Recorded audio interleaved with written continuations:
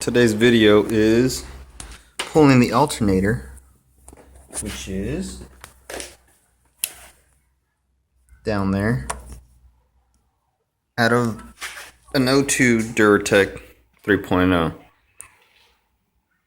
It's the same from 2007.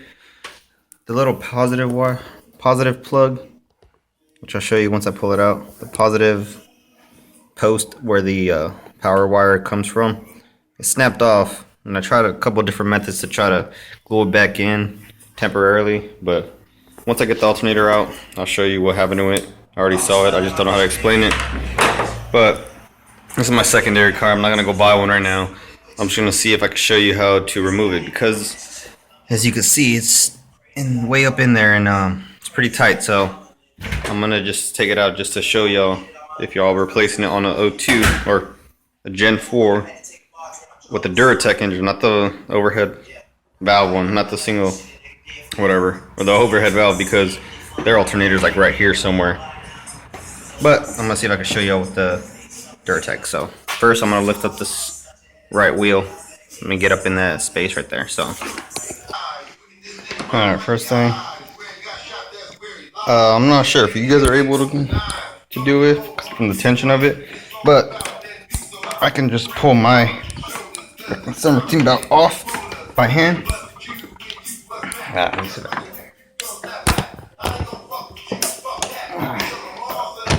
Alright, see, I can pull mine off by hand. So maybe you guys are lucky enough to have it the same way. Not, I believe there's your tensioner. So let me get some light. Actually, there's your tensioner, so you can loosen that up. But take the belt off. Actually, the first thing you should have done is disconnect your negative, so you don't shock yourself like I did when I was messing with it a long time ago. So negative, belt, and keep going with that. Already got the tire off. Next, I'm gonna take off his this splash shield to get more room. So screw, 2 bolts, 2 of these I don't know what they call, like little Christmas tree pins, and yeah, I already had that one disconnected. So there you go. If you don't have this tool, I suggest getting it, because it comes in handy a lot more than you think. From inside of the interior to all this splash shield shit, a lot of stuff on cars requires this tool. So go ahead and pick yourself one up. And there you go. Splash shield's off. Throw it over there. And then the alternator's gonna be behind this, so you gotta take off these 2 bolts. It's a little splash shield also. So and here's our little splash shield. It ended up being 7/32 bolts for those 2 up there and these 2. So just in case you're wondering the size. Alright. So now if you look up here, so I give you some light. Here's your alternator. Here's a mount bolt right here that I see right there, and I believe the other 2 are 2 or 1. We'll find out. There's one right there. This guy. It's gonna be fun. And then if you can see, shit. All right, let me see. All right. So, stupid light. Trying to give you guys a good light. 1, and then 2 right here. That guy right there, that just lit up. Yeah, so then you want to take off your power wire, which is a 10mm.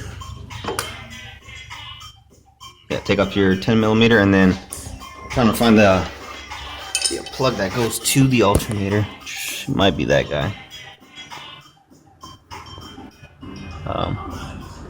Actually, let me look before I tell you guys this. Alright, got the bottom bolt. Goes right there. 13 millimeter. That little guy. Long guy, whatever. Take that out. It's 18 millimeter for that one. I'm trying to find a wrench right now that'll work, so let me see. Alright, and on this bolt I used, what's it called? I used vice grips to loosen the torque on it. And I'm just using some needle nose on the threads to take off the rest of it. So there's that. Alright, so once I broke the torque, I was wrenching on it with a little bit with the needle nose, and I'm getting a 3/4. It's not on there good, but it's enough to where you can just kind of pull it out without stripping the ends of it. So got that out. Here's the one that was holding that top side, of it, and I got the bottom one. So wherever the bottom one is, yeah, that long ass one. So I'm gonna see if I can move it a little bit. All right. So it ends up being that screw where I took off this guy, which holds that bracket that you see with the hole open.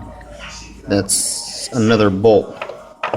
I'm guessing it's an 18. It looks like the size of an 18. So I gotta take that bolt out. So let me hassle with that. I think it's gonna be an 18. So. Alright, and so because I couldn't cheat and use like a adjustable, or I'm sorry, vice grips and all that, and this one was too long and this one was too short because the bolt went through all this and it was literally flush, and this one it wouldn't fit where I needed to fit. I had to go pick up another 18, and it's deep enough where the threads of it end up like somewhere right here, and it's not long to where it's gonna get in the way where I can just put all I have is a breaker bar. I don't have a half inch adjustable yet, or I'm sorry, half-inch ratchet. So yeah, so I gotta pick it up. So I'll break it loose with this and then hopefully do with the rest by hand. So, and if you eventually get it, you get that son of a gun. Whoever created this one, screw you. That's the one that had the bracket on the end of it. So fuck that guy. He's an idiot, whoever created that. So I spent the last 30 minutes, 40 minutes finagling little by little, but got it loose. Still got to get it out. Supposedly you have to do it a certain way. Still got to disconnect the damn connection on it too. So let me see if I can get that done. Alright. It's kind of hard to tell. Alright. To get it out, let's see if I can show you in the light. Alright. Sitting like this in the car. Shit's heavy. I'm trying to do one handed. Alright, so it sits like this in the car. This is up. This is down. This is forward. Front of the car. What I had to do, I turned it all the way around. So after you get all the thing, kind of finagle it. Or it goes this way. So now this is facing me. This way would be towards the front. This is still up and this is still down. And pretty much you just kind of go down and out of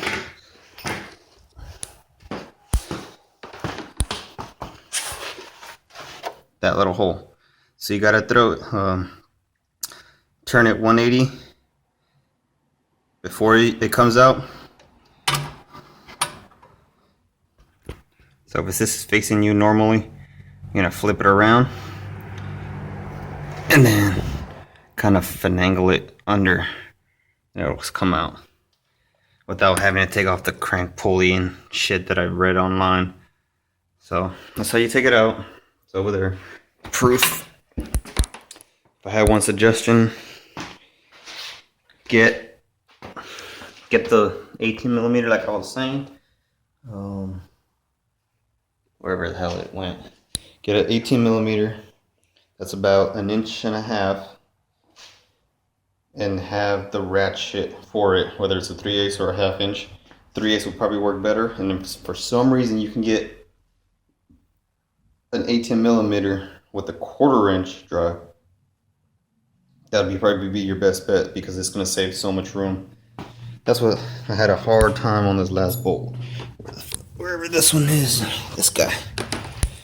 I had a super hard time with taking that out because of no space. If I had the ideal situation would either be a ratcheting 18mm after you broke the torque. I don't have that, a ratcheting wrench set, so I'm probably going to invest in one now. But anyways, back to the alternator. The reason why I took it out, because this is the positive post. Super glued it in here now, but before I super glued it, let me take it out real quick. Well, pretty much that little positive post, half of it, which would be this side, half of it broke off, so it just came right out. So I tried different stuff. I tried glue, rubber cement, and thread lock, everything, try to put it back in, and it didn't work. So this is the result of over torquing the positive wire. Don't do that. Now that I got this off, I'll probably go buy a new one. This is my secondary car, so I don't really care for it nowadays, but I still need it to have it running if it's my secondary. Now all I was trying to do also was just remove my 0 gauge run of wire and put my stock wire back on, and this happened. So it's an extra 120 bucks that I didn't have to spend, but now I'm gonna be. So anyways, that's how you take it out of a Duratec engine.